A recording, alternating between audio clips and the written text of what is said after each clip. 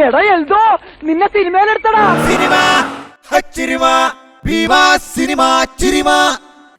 Cinema ചിരിമ നിങ്ങൾക്കായി അവതരിപ്പിക്കുന്നത് ഭീമ തിരുവനന്തപുരം അടൂർ.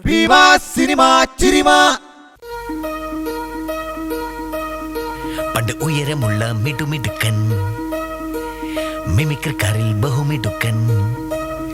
പണ്ട് ഉയരമുള്ള മിടുമിടുക്കൻ മിമിക്രിക്കാരൻ ലാലായി. പടക്കം പൊട്ടണ ചിരിയൊരുക്കാൻ പലരും അവന് കൂട്ടായി. പണ്ട് ഉയരമുള്ള മിടുമിടുക്കൻ മിമിക്രിക്കാരൻ ലാലായി. പടക്കം പൊട്ടണ ചിരിയൊരുക്കാൻ പലരും അവന് കൂട്ടായി. താളങ്ങൾ നെയ്ത പേതാവിൽ നിന്നും കലയുടെ പല മേളങ്ങൾ അവനു കിട്ടി. ആ വേലച്ചൻ എന്ന ഗുരുവിൽ നിന്നും ഉയരങ്ങൾ താണ്ടുവാൻ ചിറകും കിട്ടി. പണ്ട് ഉയരമുള്ള മിടുമിടുക്കൻ മിമിക്രിക്കാരൻ ലാലായി. പടക്കം പൊട്ടണ ചിരിയൊരുക്കാൻ പലരും അവന് കൂട്ടായി.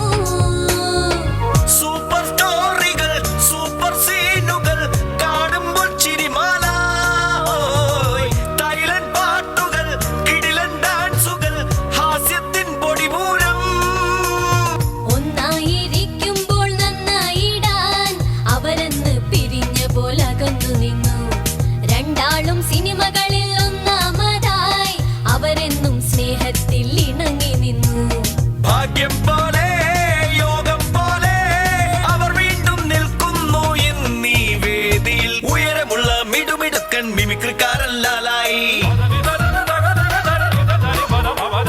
പടക്കം പൊട്ടണ ചിരിയൊരുക്കാൻ പലരും അവന് കൂട്ടായി. ഉയരമുള്ള മിടുമിടുക്കൻ മിമിക്രിക്കാരൻ ലാലായി. പടക്കം പൊട്ടണ ചിരിയൊരുക്കാൻ പലരും അവന് കൂട്ടായി.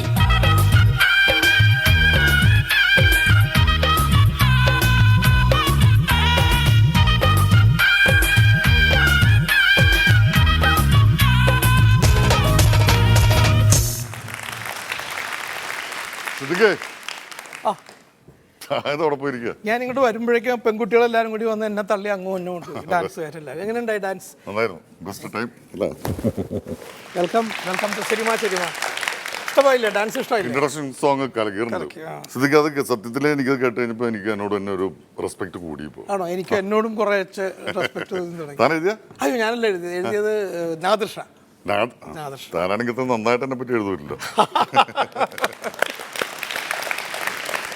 സിനിമ ചിരിമയുടെ ഈ എല്ലാം കാണാറുണ്ടോ? സിനിമ ചിരിമ മിക്കവാറും പരിപാടികൾ കാണാറുണ്ട്. 2-3 എപ്പിസോഡ് കണ്ടു. ഭയങ്കര ഇൻട്രസ്റ്റിംഗ് ആയിട്ടുണ്ട് അല്ലേ? എങ്ങനെയുണ്ട് കേട്ടിട്ട്?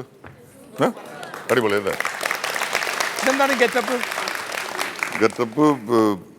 മോന്റെ പടത്തിന്റെ ഷൂട്ടിംഗ് ആണ് ജീന്റെ. Hi I'm Tony. നല്ല ടൈറ്റിൽ. അതിന്റെ തലയിൽ കുറച്ച് കൊത്തുപണിയൊക്കെ ഉണ്ട്. അപ്പൊ അത് ആളുകൾ കണ്ടെന്ന് കരുതിയിട്ട് അത് സസ്പെൻസ് ആണ്, സിനിമയിൽ മാത്രം കാണാൻ വേണ്ടി. പക്ഷെ തൊപ്പിയാണെങ്കിൽ കന്നഡ വെള്ളെഴുത്ത് വേണോ? പവറിന് വേണ്ടി വെച്ചിരിക്കുകയാണ്. പവറിനല്ല, ഒരു പവർ ഇരിക്കട്ടെ എന്ന് കരുതിട്ട് വെച്ചാൽ. പക്ഷെ ഇവിടെ വന്നു കഴിഞ്ഞപ്പോൾ എനിക്ക് എന്തോ ഇതിന് സ്വല്പം പവർ ഉണ്ടോ ഡൗട്ട് ഉണ്ട്. കാരണം മൊത്തത്തിൽ ആളുകളൊക്കെ ഒരുപോലെ ഇരിക്കുന്നു. എന്തോ അയ്യോ അത് കന്നഡയുടെ കുഴപ്പമില്ല, ഒരേ ഡ്രസ്സുകാരാണ്. അത് കന്നഡ ഊരി നോക്കിയാലും അറിയാം. എവിടെ നിന്ന്? കോളേജിൽ നിന്നാ? ഏത്? Global academy for education and training. ഈ പ്രോഗ്രാം കാണാറുണ്ടോ? സ്ഥിരമായിട്ട് കാണാറുണ്ട്. ഇഷ്ടമാണ് അല്ലേ? ഈ എപ്പിസോഡ് കാണുമല്ലോ, ഇവിടെ ഇരുന്ന് കാണുമല്ലോ. ഏവിയേഷൻ അക്കാഡമിയാണ്. സിദ്ദിഖ്, മിമിക്രി നമ്മളൊക്കെ തുടങ്ങി വെച്ച് എന്നൊക്കെ ഒരുപാട് പോയിരിക്കുന്നു. മിമിക്രി കലാകാരന്മാർ ഒരുപാട് വളർച്ചയിലേക്ക് എത്തിയിരിക്കുന്നു. ഇപ്പോൾ മിമിക്രിക്കാരുടെ ഒരു സംഘടന ഉണ്ടായിരിക്കുന്നു, അത് അനാഥാവസ്ഥയുള്ളവരെ സഹായിക്കാൻ വേണ്ടിയിട്ടെന്നൊക്കെ പറഞ്ഞിട്ട് അങ്ങനെയുള്ളൊരു പരിപാടിയിൽ ഒരു പാർട്ടാകാനായിട്ട് പറ്റിയതിന് എനിക്കൊരുപാട് സന്തോഷമുണ്ട്. നന്ദി. അത് ഇതിൻ്റെ നമ്മൾ മിമിക്രിയിൽ നിന്ന് വന്ന കലാകാരന്മാർ ഇപ്പോൾ നമ്മൾ രണ്ടുപേരും പിന്നെ നമ്മളെ കൊണ്ടുവന്ന അതെ, നമ്മൾ മിമിക്രി മറക്കാത്തവരാണ്, വന്ന വഴി മറക്കാത്ത. നമ്മളുടെ സിനിമകളിൽ പോലും ഇപ്പോൾ നമ്മൾ ആദ്യമായിട്ട് സിനിമയിൽ നമ്മൾ സഹസംവിധായകരായിട്ട് കൂടെ ചേർത്തത് ഫാസിൽ സാർ, നമ്മുടെ ഗുരു മിമിക്രി കലാകാരനായിരുന്നു. ആദ്യമായിട്ട് സിനിമ സംവിധാനം ചെയ്യാൻ പറയുന്നത് അദ്ദേഹം തന്നെയാണ്, ചെയ്യുന്നത്. അതെ, അങ്ങനെ പിന്നെ അതുകൂടാതെ നമ്മൾ അന്ന് വളരെ നമ്മളുടെയൊക്കെ ബാല്യകാലങ്ങളിൽ മിമിക്രി കണ്ട് ആരാധിച്ചിരുന്ന കൊതുക് നാണപ്പൻ മുതൽ അതിനുശേഷം അനീഫിക്ക, ഫാസിൽ സാറ്, വേണുവേട്ടൻ, ആലപ്പി അഷ്റഫ്, അങ്ങനെ ഇവരൊക്കെ നമ്മൾ എപ്പോഴും അഭിനയിച്ചിട്ടുണ്ട്. എല്ലാവരും അനീഫ്ക അഭിനയിച്ചിട്ടുണ്ട്, അഷ്റഫ് അഭിനയിച്ചിട്ടുണ്ട്. പിന്നെ കൊതുനാണപ്പം പക്ഷെ നമ്മുടെ പടത്തിൽ അഭിനയിച്ചില്ല. അതിനു മുമ്പ് അദ്ദേഹം മരിച്ചുപോയി. അദ്ദേഹത്തിന്റെ മകനെന്താ സിദ്ദിഖിന്റെ ജയൻ എൻ്റെ സിനിമകളിൽ അഭിനയിക്കുന്നുണ്ട്. അപ്പോൾ ആ മിമിക്രിക്കാരാണ് എന്ന് പറയുന്നവരോടൊരു പ്രത്യേക അല്ല, അവരുമായിട്ട് ഈ പഴയ നമ്മൾ ബഹുമാനിക്കുന്ന അവരുമായിട്ട് ഒരുമിച്ച് വർക്ക് ചെയ്യുമ്പോഴേക്കും നമുക്കത് എന്താ പറയുക, നമുക്ക് കിട്ടുന്ന ഒരു വലിയൊരു അംഗീകാരമാണ്. നമ്മളൊക്കെ ഒരു കാലത്ത് കാണാൻ ആഗ്രഹിച്ചിരുന്നവർ, സംസാരിക്കാൻ ആഗ്രഹിച്ചിരുന്ന ആളുകളാണ്. അവരെയൊക്കെ നമ്മളുടെ സിനിമയിൽ കൊണ്ടുവരാൻ സാധിക്കുന്നു എന്ന് പറയുന്നത് അതൊരു വലിയ വലിയ കാര്യമാണ്. ഇന്നിപ്പോൾ ലാലു വരുന്നുണ്ട് എന്ന് പറഞ്ഞപ്പോൾ ഞാൻ പ്രത്യേകം അക്കൂട്ടത്തിൽ ഇപ്പോൾ നമ്മളുടെ അന്ന് നമ്മൾ ആരാധിച്ചിരുന്ന ഒരു മിമിക്രി കലാകാരനുണ്ട്, നമ്മളുടെ പ്രിയപ്പെട്ട ആലപ്പി അഷ്റഫ്. ആലപ്പി അഷ്റഫിനെ ഞാൻ ഈ വേദിയിലേക്ക്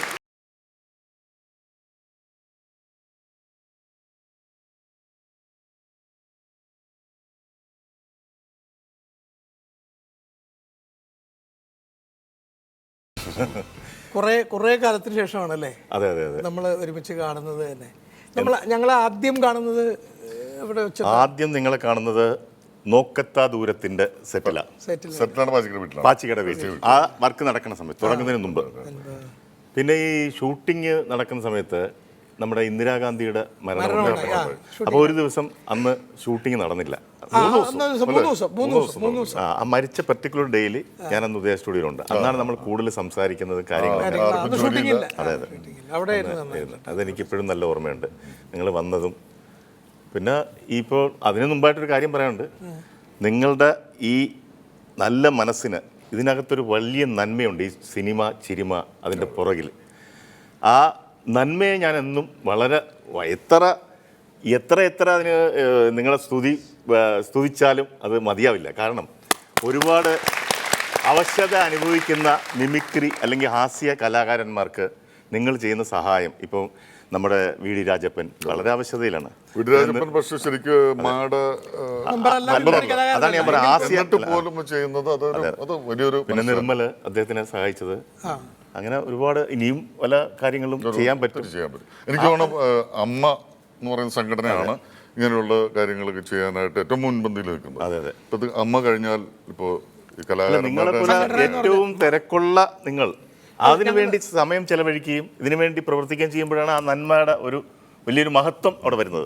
അപ്പൊ ഞങ്ങൾ മാത്രമല്ല, ഇപ്പൊ ജയറാമുണ്ട്, ദിലീപ് ഉണ്ട്, കലാഭവൻ മണി, ഷാജോൺ, കുമാർ, സുരാജ് വെഞ്ഞാറമ്മൂട്, അങ്ങനെ മിമിക്രിയിൽ നിന്ന് ഹരിശ്രീ അശോകൻ, അങ്ങനെ മിമിക്രിയിൽ നിന്ന് വന്ന ഏറ്റവും പുതിയ തലമുറയിലെ ടിനി ടോമി വരെ എല്ലാവരും വിളിക്കുമ്പോൾ ഒരുപാട് സന്തോഷത്തോടെ ചെയ്യാൻ. പിന്നെ ഈ സിനിമ ചിരിമ എന്ന് പറയുന്നത് നിങ്ങളുടെ ശരിക്കും ജീവിതമായിട്ടും ബന്ധപ്പെട്ടിട്ടുണ്ട്. നിങ്ങൾ സിനിമ എടുക്കുന്നുണ്ട്, ഒരുപാട് ചിരിപ്പിക്കാനുള്ള സാധനങ്ങളും ഉണ്ടാക്കുന്നുണ്ട്. അത് എപ്പോഴും എനിക്ക് ഈ ഓർമ്മയിൽ വരുന്നത് നിങ്ങളുടെ ചില തമാശകളാണ് ജീവിതത്തിൽ. പക്ഷെ അതിനു മുമ്പേ അതിനേക്കാളും ഏറ്റവും രസമുള്ളത് അഷ്റഫ് ഒരുപാട് കഥകൾ ഉണ്ടാക്കി പറയുന്ന ആളുകളാണ്. അവരെ പറ്റിയും കഥകൾ ഉണ്ടാക്കും അല്ലേ? അഷ്റഫിന്റെ കഥകളൊക്കെ ഭയങ്കര രസമാണ്. എന്തുകൊണ്ടാണ് ഞങ്ങളെ പറ്റി മാത്രം കഥ ഉണ്ടാക്കാതിരുന്നത്? നിങ്ങളെ പറ്റി കഥ ഉണ്ടാക്കിയാൽ അതിന്റെ 10 ഇരട്ടി ഇങ്ങോട്ട് ഉണ്ടാവുമെന്ന് എനിക്കറിയാം. അതുകൊണ്ടല്ലേ ഒഴിവായി. അഷ്റഫ് എനിക്കൂടെ ഏറ്റവും കൂടുതൽ കഥകൾ ഉണ്ടാക്കിയിട്ടുള്ളത് നമ്മുടെ പ്രൊഡ്യൂസർ ഔസേപ്പച്ചനെ പറ്റിയായിരിക്കും. ഏറ്റവും രസം ഔസേപ്പച്ചൻ തന്നെ ആ കഥ പറയിക്കുന്നത് എന്നെ കൊണ്ട് എപ്പോഴും. ആ കഥയെന്ന് പറഞ്ഞു ആലക്കുഴി ഔസേപ്പച്ചൻ എന്ന് പറയുന്നത് ഒരുപാട് സിനിമകളെടുത്ത നിങ്ങളുടെ ആദ്യകാല നിർമ്മാതാക്കളിൽ ഒരാളും ഇപ്പോഴും സജീവമായിട്ട് നിൽക്കുന്ന ആളുമാണ്. അപ്പം അദ്ദേഹം ആലപ്പുഴക്കാരനായിരുന്നു. അപ്പം ആലപ്പുഴയിൽ നിന്നും ഔസേപ്പച്ചൻ നേരെ എറണാകുളത്തോട്ട് ഷിഫ്റ്റ് ചെയ്തു. ഇപ്പം എറണാകുളത്താണ് താമസം. അപ്പോൾ ആലപ്പുഴയിൽ നിന്ന് ഔസേപ്പച്ചൻ താമസം 2 പടം എടുത്തു കഴിഞ്ഞാൽ നേരെ ഷിഫ്റ്റ് ചെയ്യാണ് എറണാകുളത്തേക്ക്. നേരെ കട്ട് ആലപ്പുഴയുള്ള വലിയ ലത്തീംപള്ളി, അവിടുത്തെ നേർച്ചപ്പെട്ടി പൊട്ടിക്കുക. നേർച്ചപ്പെട്ടി പൊട്ടിച്ച് അച്ഛനും കപ്പ്യാരും നിപ്പുണ്ട്. അന്തം വിട്ടുപോയി. സാധാരണ വരുന്ന കുമിഞ്ഞുകൂടാറുള്ള ആ കളക്ഷനിൽ നിന്ന് ഒരു 10% പോലും ഇല്ല, കുറച്ച് നാണയത്തൊട്ടുകൾ മാത്രം കിടക്കുന്നു. അച്ഛന് ഭയങ്കര സംശയമായി. അച്ഛൻ ചോദിച്ച് കപ്പ്യാരുടെ അടുത്ത് ചോദിച്ചത് എന്താണ് ഇത്, വല്ലതും കയറി മോട്ടിച്ചൊന്നും അല്ല അച്ഛോ, ഇതിപ്പോൾ നഷ്ടപ്പെട്ടതല്ല, കുറഞ്ഞിരിക്കുന്നു. എന്ത് പറ്റിയത്? അത് നമ്മുടെ വാളക്കുഴി ഔസേപ്പച്ചൻ എറണാകുളത്തോട്ട് താമസം മാറിയെന്ന്. ഏത് ഔസേപ്പച്ചൻ? ആ സിനിമ പ്രൊഡ്യൂസർ, നമ്മുടെ വാളക്കുഴി തിരുമേനിയുടെ അനിയന്റെ മകൻ. ഓ, ആ ഔസേപ്പച്ചൻ നല്ലവൻ, അത്രയ്ക്കും നല്ലവനായിരുന്നു. ഇത്രത്തോളം പള്ളിക്ക് വേണ്ടി ഇത്രയധികം കാശിട്ടിരുന്നു. അതൊന്നും അല്ല അച്ചോ, ഇവൻ ഈ നാട്ടിൽ നിന്ന് എങ്ങനെയെങ്കിലും ഒന്ന് പോയാൽ മതിയേ എന്നും പറയുന്നത് നേർച്ചയായിരുന്നു മൊത്തം. അതാണ് ഇവിടെ നടന്നത്. അവനിപ്പോ അപ്പൊ അച്ഛൻ പെട്ടെന്ന് പറയുന്നു, ഓ അപ്പൊ എറണാകുളത്ത് കളക്ഷൻ കൂടിക്കാണ്, അവിടെ നിന്ന് ഓടിക്കാൻ. ഇത് ഔസേപ്പച്ചൻ തന്നെ എന്നെ കൊണ്ട് പറയുള്ളൂ. പാചിക്കടുത്ത് പറഞ്ഞപ്പോൾ പാചിക അധികം ചിരിക്കില്ല, തമാശ കേട്ട ചിരി ഒതുക്കി കളയുമല്ലോ പാചിക പറഞ്ഞു, എടാ അഷ്റഫേ, നീ ഈ കഥ ഉണ്ടാക്കുന്ന ഈ ബുദ്ധി നീ സിനിമയ്ക്ക് വേണ്ടി ഉപയോഗിച്ചിട്ടുണ്ടെങ്കിൽ നിന്റെ സിനിമയൊക്കെ സൂപ്പർ. നിങ്ങളുടെ കഥകളും ഉണ്ട്. ഞാനൊരു കാര്യം ചോദിക്കട്ടെ, നിങ്ങൾ ആദ്യമായിട്ട് സംവിധാനം ചെയ്ത പടം ഏതാണ്? അല്ലെങ്കിൽ സ്റ്റാർട്ടും കട്ടും ഒക്കെ പറഞ്ഞ ആദ്യത്തെ പടം? റാംജിറാവ് സ്പീക്കിംഗ് അല്ല, അതാണ്. ഇതൊക്കെ എനിക്ക് നല്ല ഓർമ്മയുണ്ട്. അതായത് പൂവിന് പുതിയ പൂന്തന്നൽ എന്ന സിനിമ ഷൂട്ടിംഗ് നടക്കുന്ന സമയത്താണ് പാച്ചിക്കയുടെ ഫാദർ വാപ്പ മരിക്കുന്നത്. ആ മരിക്കുന്ന സമയത്ത് അദ്ദേഹം മമ്മൂട്ടി അന്ന് വളരെ തിരക്ക്, 5 പടം ഏതാണ്ട് അഭിനയിച്ചുകൊണ്ടിരിക്കുന്ന സമയത്താണ് 5 പടം റിലീസ്. അതിന്റെ സമയത്താണ് ഈ ഷൂട്ടിംഗ്. ഈ പടവും അപ്പൊ ഇത് പടവും തീർക്കണം, റിലീസും നടത്തണം. അപ്പൊ അദ്ദേഹത്തിന് വീട്ടിലോട്ട് പോവുകയും വേണം. നിങ്ങളുടെ മുമ്പ് മേളിൽ 2 സീനിയേഴ്സ് ഉണ്ട്, അസോസിയേറ്റ് ഡയറക്ടേഴ്സ്, പോൾസനും ബാബു. അവരുടെ അടുത്ത് വിളിച്ചിട്ട് പറഞ്ഞു, മമ്മൂട്ടിയുടെ കുറേ സീൻസ് എടുക്കാറുണ്ട്, നിങ്ങൾ എടുക്കാവോ? അവർക്ക് ഭയമായി പോയി. അവർ പേടിച്ച് പിന്മാറി. അയ്യോ സാർ, ഞങ്ങൾ എങ്ങനെയാണ്, നിങ്ങൾ വെറും അസിസ്റ്റൻസ് ആണ്. സെക്കൻഡ് പടം അസിസ്റ്റന്റ് ഒന്നുമല്ല, ഒന്നും അറിയാം. അപ്പൊ നിങ്ങളടുത്ത് ചോദിച്ചു, ഗതിയില്ലാത്തതുകൊണ്ട് ചോദിച്ചു, എടുക്കാവോ? എടുക്കാമെന്ന് നിങ്ങൾ. മമ്മൂട്ടി വരുന്നു, ഷൂട്ടിങ് തുടങ്ങുന്നു, പാചിക്ക വീട്ടിൽ പോയി നിങ്ങളെല്ലാം ഷോർട്സ് എല്ലാം പ്ലാൻ ചെയ്തു എടുക്കുന്നു. അപ്പൊ നിങ്ങൾ അസിസ്റ്റൻസ്, മറ്റേ മേക്കപ്പിന്റെ ആളില്ല അസിസ്റ്റന്റ്, കോസ്റ്റ്യൂമറിന്റെ അസിസ്റ്റന്റ്, ക്യാമറാമാന്റെ അസിസ്റ്റന്റ്. അപ്പൊ മമ്മൂട്ടി ഒന്ന് ചൂടായതെന്ന് ഓർമ്മയുണ്ട്. ഇതെല്ലാം അസിസ്റ്റന്റ് ആണെങ്കിലും ഞാനും എന്റെ അസിസ്റ്റന്റിനെ വിട്ടാ പോരെ. അതാണ് നിങ്ങൾ ആദ്യം ചെയ്ത പടം, ശരിയല്ലേ? ആദ്യം ചെയ്തെന്ന് മാത്രമല്ല, അതിനുശേഷം കുറച്ച് അക്രമം കൂടി ചെയ്തു. ഞങ്ങള് ആദ്യമായിട്ട് കിട്ടിയിരിക്കുകയാണല്ലോ, മാക്സിമം മുതലാക്കണമല്ലോ. കംപ്ലീറ്റ് ഷോർട്സ് ഒക്കെ ഡീറ്റെയിൽ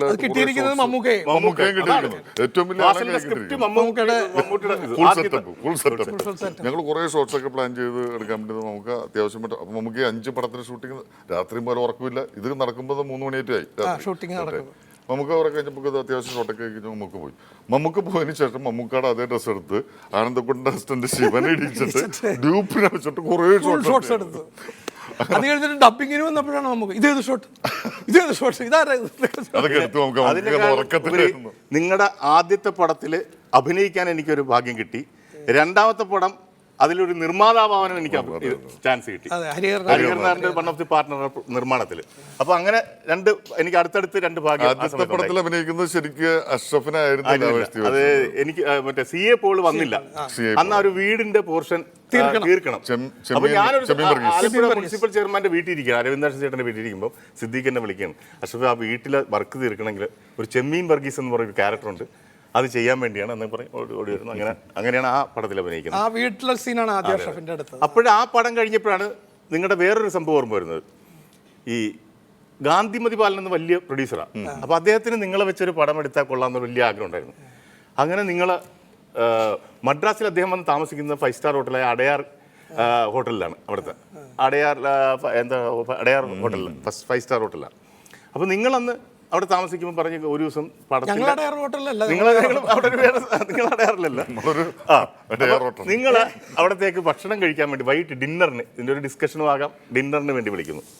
നിങ്ങൾ ഒരുങ്ങി ചമഞ്ഞ ഒന്ന് പോകുമ്പോൾ ഞാനുണ്ട് ആ വീട്ടിൽ. 5 സ്റ്റാർ ഹോട്ടലിൽ ആദ്യത്തെ ഭക്ഷണം കഴിക്കാൻ നിങ്ങൾ പോകും. ഒരുപാട് സ്വപ്നങ്ങളും. അന്ന് നിങ്ങളത് പറഞ്ഞ എനിക്കിപ്പോഴും ഓർമ്മയുണ്ട്. മട്ടൻ, ചിക്കൻ്റെ മീറ്റ് ബോൾസ് ഒക്കെ കഴിക്കാം എന്നൊക്കെ പറഞ്ഞ് ഭയങ്കര ഒരുങ്ങി കഴിച്ചിട്ടില്ല, പടങ്ങളിൽ മാത്രം കണ്ടിട്ടുണ്ട്, ഒരു സ്വപ്നമായിട്ട് കിടക്കണം. അത് കഴിക്കണം പറഞ്ഞ് പോകുന്നത്. അപ്പൊ ഗാന്ധിമതി ബാലൻ നിങ്ങൾക്കൊരു സർപ്രൈസ് ഉണ്ടാവട്ടെ എന്ന് വിചാരിച്ച്. അല്ല, അതിനു മുമ്പ് പാച്ചിക്കാർ ഓർഡർ ചെയ്തു. പച്ചക്ക് കയറിയിട്ട് മീറ്റ് ബോൾസ് ഓർഡർ ചെയ്തു.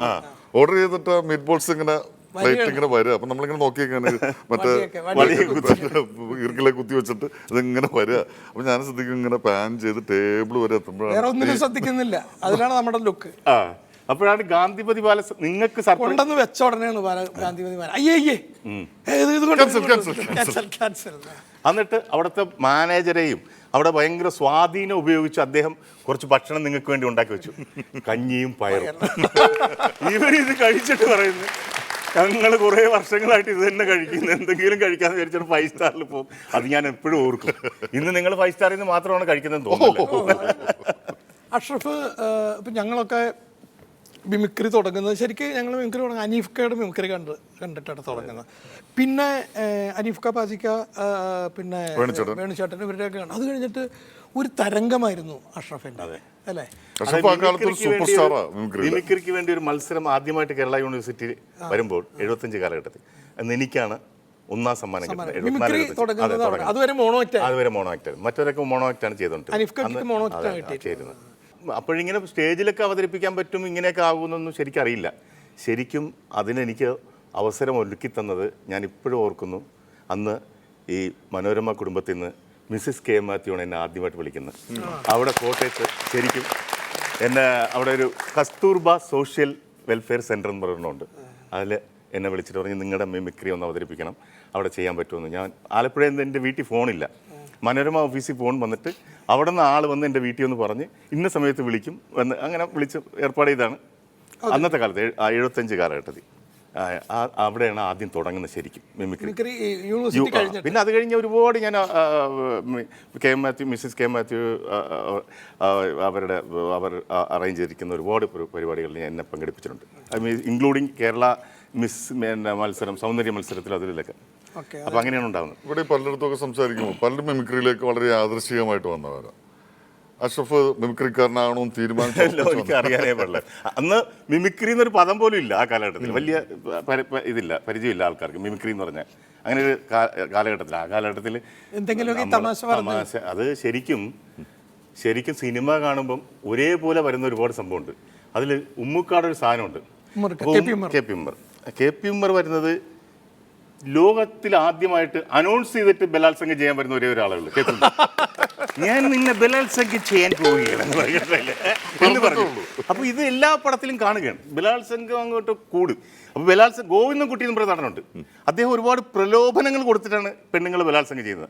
കാരണം കുറെ അന്ന് രാജപടങ്ങളൊക്കെ വരും, കുറെ വൈരങ്ങൾ രത്നങ്ങളെല്ലാം വെച്ചിട്ട് അദ്ദേഹത്തിന്റെ പ്രത്യേക ശബ്ദമാണ്, ഈ വൈരാഭരണങ്ങൾ കണ്ടോ, രത്നാഭരണങ്ങൾ കണ്ടോ, ഒക്കെ നിനക്കുള്ളതാണ് എന്ന് പറയും. അപ്പൊ ഇവരുടെ ഈ ഉമ്മുക്കാണെങ്കിൽ ഞാനൊരു വികാര ജീവിയാണ്, ഇങ്ങനെയാണ്. കടുപ്പമുള്ള പേരുകളാ വിളിക്കുന്ന പോലും. അതായത് സൗഥമിനി, ഭഗീരഥി അമ്മേ, ഇങ്ങനെയൊക്കെയുള്ള പേരുകളാ വിളിക്കുന്നത്. ശോഭയൊക്കെ വിളിക്കുന്നത് വളരെ റേറാ, ശോഭ എന്നൊക്കെ വിളിക്കുന്നത്. അപ്പൊ ഇവരുടെയൊക്കെ അച്ഛനായിട്ട് ഒരാൾ വരും. ഈ ബലാത്സംഗം ചെയ്യപ്പെടാൻ പോകുന്ന പെൺകുട്ടികളുടെ പിതാവ് വരുന്ന മുത്തയ്യാണ് സ്ഥിരം വരുന്നത്. മലയാളി എന്റെ മോളൊന്നും ചെയ്യില്ല, മലയാളി അവളെ ഉപദ്രവിക്കുന്നു, മലയാളി. അപ്പൊ ഇതൊക്കെ അറിയണം. അപ്പൊ ഇതൊക്കെ കണ്ട് പഠിച്ച് ഇങ്ങനെ ഇതേപോലെ സാധനങ്ങൾ നിരവധി പ്രാവശ്യം കേൾക്കുമ്പോഴാണ് നമ്മുടെ മനസ്സിൽ പതിയുന്നത്. അപ്പൊ ഇതിങ്ങനെ ഒരു സെയിം സാധനം തന്നെ പല പ്രാവശ്യം ഇങ്ങനെ തട്ടുമ്പോൾ നമ്മുടെ മനസ്സിനകത്ത് കയറും. അപ്പോൾ നമ്മളത് പറഞ്ഞു നോക്കും. പിന്നെ പ്രണയം, നസീർ സാറാണ് എപ്പോഴും വന്ന് ഭയങ്കര സ്റ്റൈലിൽ വന്നിട്ട് നിന്നിട്ട് ആ സ്റ്റൈലുണ്ടല്ലോ നസീർ സാറിൻ്റെ, ആ ചിരികളും മണ്ടിപ്പെണ്ണെ എന്നൊക്കെയുള്ള വിളികൾ, ഇങ്ങനെയൊക്കെയുള്ള നമ്പറുകളില്ലേ. അപ്പോൾ ഈ സാധനങ്ങൾ അത് പിന്നെ സോഫ്റ്റ് ആയിട്ട് ശങ്കരടിച്ചിട്ട് അതൊക്കെ ഒരു സാധാരണ നാച്ചുറലായിട്ട് പറയുന്നു. അപ്പോൾ ഇതെല്ലാം നമ്മൾ സ്ഥിരമായിട്ട് കണ്ട് ശ്രദ്ധിച്ച് അങ്ങനെയാണ് ഇതിലോട്ട് കടന്നു വരുന്നത്. അഷ്റഫിലെ മിമിക്രിക്കാരൻ പറഞ്ഞത് ബലാത്സംഗത്തിലൂടെ ശരിക്കും ബലാത്സംഗവും പ്രണയവും ഒക്കെ ഒരു ഭാഗമായിരുന്നു അത് സിനിമയുടെ. അപ്പൊ ഞാൻ ആലോചിക്കുന്നതല്ല സിദ്ദീഖ്, ഇപ്പോൾ നമ്മുടെ ഒരു സിനിമാ നടി നമ്മുടെ മൈഥിലിയെ ഈ സിഗരറ്റ് വലിക്കുന്ന സിനിമയിൽ കാണിച്ചു എന്ന് പറഞ്ഞ് ഒരു 250 രൂപ എന്താ ശിക്ഷിച്ചു കോടതി. അപ്പോൾ കെ പി ഉമ്മർ, ഗോവിന്ദൻകുട്ടി, ജോസ് പ്രകാശ്, ബാലങ്കി നായർ വരെ മരണം വരെ ജയിലിൽ കിടക്കേണ്ടവരാ ശരിക്കും. ഉണ്ടായിരുന്നെങ്കിൽ കാരണം എത്ര കേസുകൾ, ഇന്നത്തെ സ്ത്രീ പീഡനം പോലത്തെ കേസുകൾ അവരുടെ പുറത്ത് എത്ര എണ്ണം വന്നേനെ. അല്ല, ചെറുപ്പകാലത്ത് ഇങ്ങനെ സിനിമ കണ്ടിട്ട് അതിനകത്ത് ഈ ബലാത്സംഗം ചെയ്യാൻ വരുമ്പോൾ ആദ്യഘട്ടങ്ങളിൽ അതിൻ്റെ ഒരു ക്ലൈമാക്സ് ആകുമ്പോഴേക്കും ഈ നായകൻ വരുമ്പോൾ ഭയങ്കര ക്ലാപ്സാണ്. ഇത് ആളുകൾ കണ്ട് അവസാനം നായകൻ വരുമ്പോൾ കൂടും. കാരണം ഇയാളാണ് ഇത് കാണിക്കാത്തത് അല്ലേ? അപ്പോൾ അങ്ങനെ ആയി ഇത്. പിന്നീടാണത്, അതായത് ഇപ്പൊ കിട്ടും, ഇപ്പൊ കാണാമെന്ന് പറഞ്ഞിരിക്കുമ്പോഴേക്കും അവൻ വന്നു എന്ന് പറഞ്ഞിട്ട്. അല്ല, അപ്പൊ നമ്മുടെ സിനിമകളെ കണ്ട് എല്ലാവരും പറയുന്നത് ഇപ്പൊ സിനിമ ഭയങ്കരമായിട്ട് വൾഗറായി, സെക്സ് വന്നു. പണ്ടത്തെ സിനിമ ഉണ്ടായിരുന്ന ഒരു സെക്സും ഇപ്പോഴത്തെ ഒരു സിനിമകളിലും ഇല്ല. പറഞ്ഞ ബലാത്സംഗവും കുളിസീനും ഇല്ലാത്ത സിനിമകൾ ഉണ്ടായിരുന്നില്ല. എല്ലാ സിനിമകളിലും ആർട്ടിസ്റ്റുകളുണ്ട് അന്നത്തെ. ഇവരെ ഡ്രസ്സ് എന്നൊക്കെ പറയുന്നത് ഒന്നാലോചിച്ചൊക്കെ ഷീല ജയഭാരതി കിട്ടുന്ന ചില ഡ്രസ്സുകളും പിന്നെ ഈ കെട്ടിപ്പിടുത്തം. ഇന്ന് പ്രേമത്തിനൊന്നും കെട്ടിപ്പിടുത്തമേ ഇല്ല സിനിമ. വളരെ അല്ലെ, ഒരു സിനിമയിലും കെട്ടിപ്പിടിക്കുന്ന പരിപാടികളില്ല. അന്ന് ആദ്യം തന്നെ അതാ, പിന്നെ കാല് മുലൊരയ പറഞ്ഞ പരിപാടികളാണ്. അതെ, ഇവര് പോയി കട്ടിലേക്ക് വീണ് കഴിഞ്ഞാൽ 2 പൂക്കൾ ഇങ്ങനെ മുട്ടുക, ഇങ്ങനെ അന്നത്തെ. അപ്പൊ അത്തരം ഈ ക്ലീഷകൾ നമ്മൾ മിമിക്രിക്കാരാണ് സ്ഥിരമായിട്ട് ശ്രദ്ധിച്ച് അത് പബ്ലിക്കിനെ ഓർമ്മപ്പെടുത്തിയാണ് അത് മാറ്റം വന്നത്. ഇപ്പോൾ മമ്മൂക്കയുടെ ആദ്യകാല സിനിമകളിൽ നിന്ന് മമ്മൂക്ക ഇപ്പോൾ ഒരുപാട് മാറിയിരിക്കുന്നതിന്റെ പ്രധാന കാരണം മിമിക്രിക്കാർക്ക് പിടികൊടുക്കാതിരിക്കാൻ വേണ്ടിയാണ്. അല്ല, മമ്മൂക്ക ആദ്യം ഇങ്ങനെ ഡയലോഗിന് ഇങ്ങനെ കാണിക്കുമായിരുന്നു, മിമിക്രിക്കാരുടെ അടുത്ത് പറഞ്ഞു. പിന്നീട് നമുക്ക് അത് ഒരു ഡയലോഗ്, ഒരു പറയുന്ന ഡയലോഗിന് ശക്തി കിട്ടാൻ വേണ്ടിയിട്ടാണ്. വേണ്ട എന്ന് പറയുമ്പോൾ ഒരു എവിടെയെങ്കിലും ബലം കൊടുക്കാൻ വേണ്ടി ചെയ്യുന്നത്. പക്ഷെ ഇപ്പോൾ നമുക്ക് അറിയാതെ എപ്പോഴും കാണിച്ചു കഴിഞ്ഞാൽ നമുക്ക് പറയും ഒന്നും എടുക്കാം, മറ്റേ സ്ഥാനം വന്നു. അപ്പൊ അത് ക്ലിയർ ചെയ്യാനായിട്ട് നമ്മുടെ മിമിക്രിക്കാർ ഒരുപാട് ആ കാര്യത്തിൽ മാത്രമല്ല, ഒരുപാട് പേരുടെ ആർട്ടിസ്റ്റുകളുടെ കാര്യത്തിൽ അവരെ ഇംപ്രൂവൈസ് ചെയ്യാൻ, അവരെ അപ്ഡേറ്റ് ചെയ്യാനായിട്ട് അവരെ, അതായത് പ്രേക്ഷകനെ ചെടിക്കുന്നു എന്ന് മനസ്സിലാക്കണമെങ്കിൽ മിമിക്രിക്കാർ പിടിച്ചു കഴിഞ്ഞാൽ അപ്പോൾ ഇവരത് മാറ്റണം. അതാണ് അവർക്കൊരു റീഡിങ്. അതിന് ഈ മിമിക്രി ഉണ്ടാക്കുന്നുണ്ട്. പക്ഷെ വേദനിപ്പിക്കുന്ന തരത്തിലാവരുത് എന്നുള്ളത് നമ്മളെപ്പോഴും എല്ലാ മിമിക്രി കലാകാരന്മാരോടും പറയും. അഷ്റഫിന്റെ ഒരു വളരെ ഏറ്റവും പ്രോഗ്രാമിന്റെ ഒരു തുടക്കവും അതിന്റെ ഒരു ആവേശമൊക്കെ ആയിരുന്നില്ലേ, ഒരു ഐറ്റം ഉണ്ടായിരുന്നില്ലേ, ഈ മുടി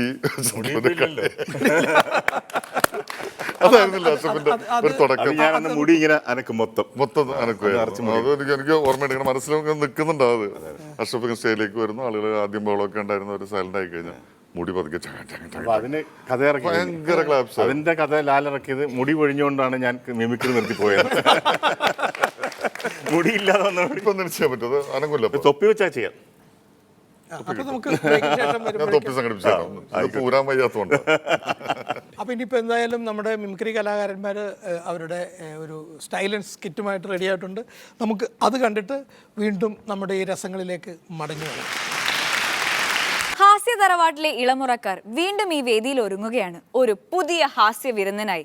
ചിരിക്കാൻ നിങ്ങൾ റെഡിയല്ലേ? ഇതാ ഒരു അടിപൊളി സ്കിറ്റ്. ഭീമ സിനിമ ചിരിമ നിങ്ങൾക്കായി അവതരിപ്പിക്കുന്നത് ഭീമ തിരുവനന്തപുരം അടൂർ.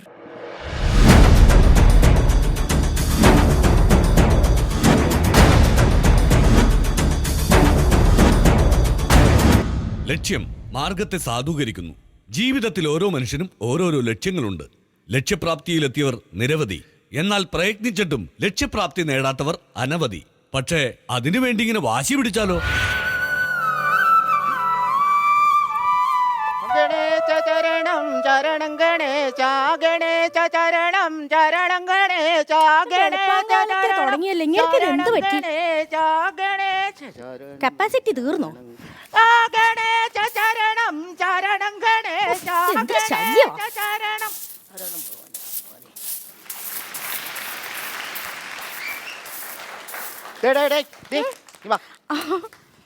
പ്രസാദം. ഞാൻ അമ്പലത്തിൽ പോയിട്ട് വരാം. അതെ, എങ്ങോട്ടാന്ന് പറഞ്ഞേ? അമ്പലത്തില്.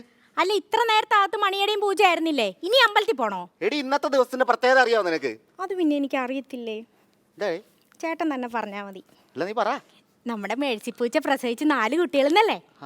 4 അല്ല, പിന്നെ 5. അതിലൊരെണ്ണത്തിന് ഇച്ചിരി കനം കൂടുതലായിരുന്നു. അതാണ് നീ ഓടിയായിരുന്നു. അതൊന്നുമല്ല, ഇന്ന് SLC പരീക്ഷയുടെ റിസൾട്ട് അറിയുന്ന ദിവസമല്ലേ? അയ്യോ, ഞാനതൊക്കെ മറന്നുപോയി. അവൻ പോത്തോലെ കിടന്ന് ഉറങ്ങുന്നുണ്ട്. ചേടാ, ഇവനൊന്നും ഒരു ടെൻഷനും ഇല്ലല്ലോ. എനിക്ക് ആദ്യം കയറിയിട്ട് വയ്യ. ഞാനപ്പോ അമ്പലത്തിൽ പോയിട്ട് വരാം. അതെ, വരുന്ന വഴി പുട്ടുപൊടി വാങ്ങിച്ചോണ്ട് വരണേ. നിനക്കെന്തേലും ഞണ്ണണ അവന് കടന്ന് ഉറങ്ങണം. എന്റെ ദൈവമേ, വല്ലതും പറഞ്ഞിട്ട് വല്ല കാര്യമുണ്ടോ? ഞാൻ ഭജനയും കഴിഞ്ഞിട്ടേ വരൂ. ഭജനയാക്കണ്ട, 5 ദിവസം കഴിഞ്ഞ് വന്നാ മതി. വേറൊരു കാര്യം പോയില്ലേ? ഞാൻ 5 ദിവസം കഴിഞ്ഞിട്ടേ വരൂ. അമ്മേ, അച്ഛൻ എന്ത് ചെയ്യാമേ? ആ അച്ഛൻ ഭജനയ്ക്ക് പോയി മോനെ. ഭജനയ്ക്കാ? അപ്പൊ ആല അമ്പലത്തിൽ പോയി. അച്ഛന്റെ പിറന്നാളാ ഇന്ന്? എടാ ഇന്ന് SSLCയുടെ റിസൾട്ട് വരുന്ന ദിവസമല്ലേ? അമ്മയ്ക്കില്ല ടെൻഷൻ, എനിക്കും ടെൻഷൻ ഇല്ല. പിന്നെ അച്ഛൻ എന്താ ഇത്ര ടെൻഷൻ? എടാ കാരണവന്മാരായ ടെൻഷൻ ഉണ്ടാവും, അത് മക്കൾക്ക് പറഞ്ഞാൽ മനസ്സിലാവത്തില്ല. ആ ഞാൻ എന്തായാലും റിസൾട്ട് നോക്കിയിട്ട് ആ വരാം. എടാ നല്ല മാർക്ക് ഉണ്ടാവുമല്ലോ അല്ലേ? അമ്മ പേടിക്കാണ്ടിരിക്കുന്നേ. ഓ എന്റെ ഭഗവാനെ, നല്ല മാർക്ക് ഉണ്ടെങ്കിൽ ഞാനൊരു ശയനപ്രദക്ഷിണം വച്ചാക്കണം. അതങ്ങോട്ട് മാറ്റും. ഇനി പറ. സുഖമായിട്ട് അമ്പലത്തിൽ പോയിരിക്കുവാ. അല്ല ഇക്കുറേ, നീ എപ്പോഴാ ബോംബെന്ന് വന്നേ? അവിടുന്ന് പല്ലും തേച്ചോണ്ടാ വരുന്നേ? വെളുപ്പിന് വന്നിട്ട് ഇങ്ങോട്ട് വന്നെന്ന് ആ, അങ്ങനെ. അല്ല എന്താ വിശേഷിച്ച്? അമ്മമ്മക്ക് തീരെ വയ്യേച്ചി. എനിക്കാണെങ്കിൽ ലീവില്ല. ഫോൺ കിട്ടിയപ്പോ തന്നെ ഞാൻ ഇങ്ങോട്ട് പോന്നതാണ്, പുറപ്പെട്ടതാണ്. അല്ല അത് അമ്മൂമ്മ കൊറേ നാളായിട്ട് കിടപ്പായിരുന്നല്ലോ. അതേച്ചി, അമ്മയുടെ കേസ് പറഞ്ഞാൽ തന്നെ എനിക്ക് ഭയങ്കര സങ്കടമാണ്. കാരണം എനിക്ക് ആകെയുള്ളൊരു എൻ്റെ പെറ്റ തള്ളുന്നതിൽ എനിക്ക് ഏറ്റവും വലുത് എൻ്റെ അമ്മൂമ്മയാണ്. ആ അമ്മൂമ്മ എന്നെ വിട്ടു പിരിയണമെന്ന് പറഞ്ഞു കഴിഞ്ഞാൽ എനിക്കത് താങ്ങാൻ പറ്റില്ല. ചേച്ചി ഈ മരം വെട്ടണ ആരെങ്കിലും കിട്ടുമോ? മരം വെട്ടുകാരനോ? എന്തിനാ? ആ മാവൊന്ന് വെട്ടാൻ അമ്മൂമ്മനെ ദഹിപ്പിക്കാനായിട്ടേ. അല്ല അതിന് അമ്മൂമ്മ മരിച്ചിട്ട് പോരെ? മരിച്ചിട്ട് മതി, എന്നാലും എനിക്ക് 2 ദിവസമുള്ളൂ. അതിനു മുമ്പ് കാര്യങ്ങൾ നടത്തിയിട്ട് ഇടാപിടിന്ന് എനിക്ക് പോണം, അതുകൊണ്ടാണ്. നിന്റെ പ്രാർത്ഥന പോലെ തന്നെ നടക്കും. അതേ വിളിക്കുന്നു. എന്റെ അമ്മൂമ്മയുടെ പണി തീർന്നാട്ടോ തോന്നുന്നത്. ഞാൻ രക്ഷപ്പെട്ടു. ഒരു അടിയന്തരം കൂടെ കൂടാം. അയ്യോ എന്ത് പറ്റി? നിങ്ങൾക്ക് എന്ത് പറ്റി? ശകലം പ്രദക്ഷിണം ചെയ്തതാ. എന്താണ്? ശകലം ശകലമല്ല, ശയന പ്രദക്ഷിണം. ചൈന പ്രദക്ഷിണം ഇങ്ങനെ ഉരുണ്ട് അവസാനം കണ്ണും കാണാണ്ട് സ്റ്റെപ്പ് തെറ്റി നേരെ റോട്ടി വന്ന് അവിടെ കടന്ന് ഉരുണ്ട് എന്നും പറയണ്ട. ഇനി മോൻ അങ്ങോട്ട് പോയി. മോൻ എന്തിയേ? ആ മോൻ റിസൾട്ട് അറിയാൻ പോയിരിക്കുവാ. ഇങ്ങനെ കൊണ്ട് ഞാൻ എന്നാ മോനെ റിസൾട്ട് അറിഞ്ഞാ? ആദ്യം അച്ഛനെ വിളിക്ക്. സുഖേട്ടാ ഒന്ന് ഓടി വന്നേ, റിസൾട്ട് അറിഞ്ഞിട്ട് പോകാൻ വന്നിരിക്കുന്നു. എന്തായി? ഞാൻ ജയിച്ചു, എനിക്ക് ഫസ്റ്റ് ക്ലാസ് ഉണ്ട്. Very good. അപ്പൊ ഞാൻ അച്ഛൻ പഴയതുപോലെ തോറ്റ്. തോറ്റല്ലേ? ഇപ്പൊ അടുത്ത വർഷം എഴുതാല്ലേ? എന്നെ കൊണ്ടൊന്നും പറയിക്കരുത്. പുറത്തോട്ട് ഇറങ്ങുമ്പോ നാട്ടുകാർ എന്നെ നോക്കി എന്താ പറയുന്നതെന്നറിയോ? 10ാം ക്ലാസ്സിൽ പഠിക്കുന്ന സുഖുവിന്റെ ഭാര്യ പോണേ, 10ാം ക്ലാസ്സിൽ പഠിക്കുന്ന സുഖുവിന്റെ ഭാര്യ പോണേന്ന്. ഞാൻ ഇനി അവരുടെ മുഖത്ത് എങ്ങനെ നോക്കുക? അച്ഛനും മോനും കൂടെ ഒരുമിച്ച് പരീക്ഷ എഴുതുന്ന പറഞ്ഞ് പത്രത്തിൽ ഫോട്ടോ വരെ വന്നാ ഞാൻ എന്റെ കൂട്ടുകാരുടെ മുഖത്ത് എങ്ങനെ നോക്കും? അമ്മ ഇങ്ങനെ വന്നേ. എന്നാ മോനെ? ഞാനും അച്ഛനും കൂടെ ഒരുമിച്ചിരുന്ന പരീക്ഷ എഴുതിയത്. അച്ഛൻ നെഹ്റു ട്രോഫി ഏത് കളിയാണെന്ന് ചോദിച്ചാൽ അച്ഛന് ഞാൻ ഉത്തരം പറഞ്ഞു കൊടുത്താ വള്ളം കളിന്ന്. അച്ഛൻ എന്താ എഴുതി വെച്ചെന്നറിയോ? കോല് കളിന്ന്. ആ കോല് കൊണ്ടുള്ളൊരു കളിയാണല്ലോ വള്ളംകളി. നീ കൂടുതൽ ഡയലോഗ് അടിക്കല്ലേ. എടാ വാസ്കോഡ ഗാമ തുപ്പലിറങ്ങിയ വർഷം ചോദിച്ചിട്ട് നീ പറഞ്ഞു തന്നാ? തുപ്പലല്ല, കപ്പലിറക്കിയത്. കപ്പലാണേലും വർഷമല്ലേ. ഞാൻ അറിയാൻ വയ്യാഞ്ഞിട്ട് ചോദിക്കുക. നിങ്ങളുടെ 16ാമത്തെ വയസ്സിൽ നിങ്ങൾ പരീക്ഷ എഴുതാൻ തുടങ്ങിയതല്ലേ? ഇപ്പൊ വയസ്സായില്ലേ? നിങ്ങൾക്ക് SSLC ജയിക്കണം എന്ന് എന്താ ഇത്ര നിർബന്ധം? ഞാൻ SSLC ജയിച്ചു കഴിഞ്ഞാ മറ്റേ അമ്മാവൻ എനിക്ക് സൈക്കിൾ വാങ്ങി തരാൻ. ആ പണ്ടാരക്കാലൻ അങ്ങേരെ ചത്തിട്ട് 10-25 കൊല്ലമായി. പക്ഷെ കൊടുത്ത വാക്കാണല്ലോ, പറഞ്ഞിട്ട് കാര്യം. ഇത് ഇന്നത്തോടെ നിർത്തിക്കോണം. ഇനി പരീക്ഷ എന്ന് പറഞ്ഞ മുറ്റത്തേക്ക് കാല് കുത്തിയ മുട്ടുകാലി ഞാൻ തല്ലി ഓടിക്കും. ഇവള് പറയുന്ന 2 കാലും തല്ലി ഓടിക്കും.